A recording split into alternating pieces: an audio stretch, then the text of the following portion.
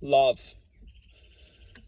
Love itself is a code, and we are effectively the calculation. So if we listen to the code, what we're doing is we're effectively learning to calculate what that code means, like a language.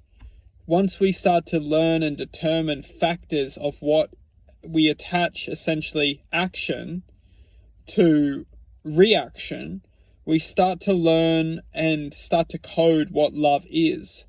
And that is the essence of love. It is a code, and we are learning to code action and reaction to formulate the meaning of love. And we do this as individuals. We ultimately react and act in the name of love, and we get to resemble what that code actually means in reflection to our own identity, because we're all unique individuals, and therefore that code is going to interact with our identity in different ways. And that's why when we're ultimately experiencing love, we're reacting and acting differently as individuals.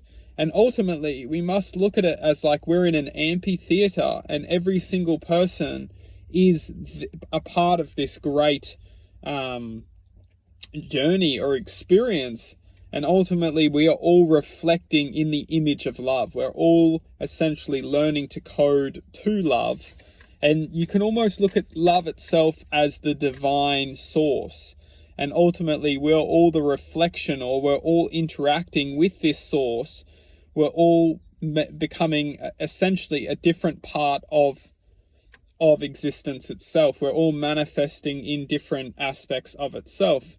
So ultimately, we can look at love itself as like a reflection of source, and us as individual entities, us as individual spiritual beings, are getting to learn and interact with source, learning to reason, learning to develop choice, learning to ultimately manifest and develop in harmony with source. Source, you could look at as referring it to anything you really want. You could look at it referring to God, or you could look at it as the creator, or you could look at it as the universe.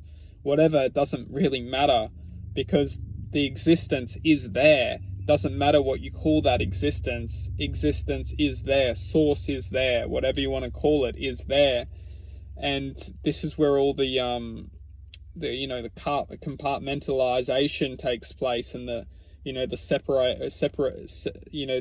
becoming, ultimately the separation of, and conflict is then built, is when we start to judge each other for different belief systems, and different, just judging takes place within the aspect of ultimately judgment.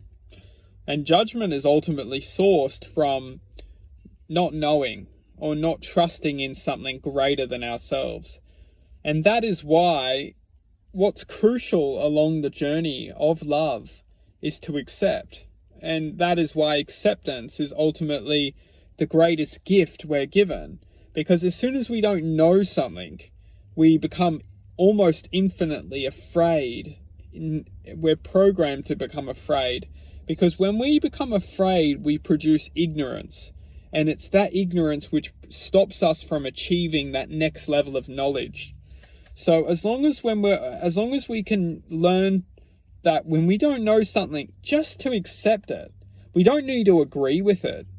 We absolutely don't need to agree with it, because that's our universal right, is that we don't need to agree. But we can just accept and close that, because maybe we're not ready to listen to that. Maybe we're not ready to hear that. Maybe we don't want to hear that.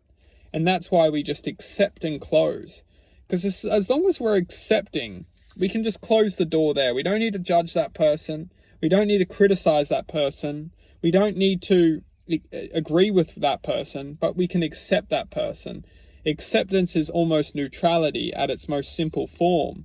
We just accept that person and close that door, and that will allow us to continue to receive love and receive guidance of which is meant for us.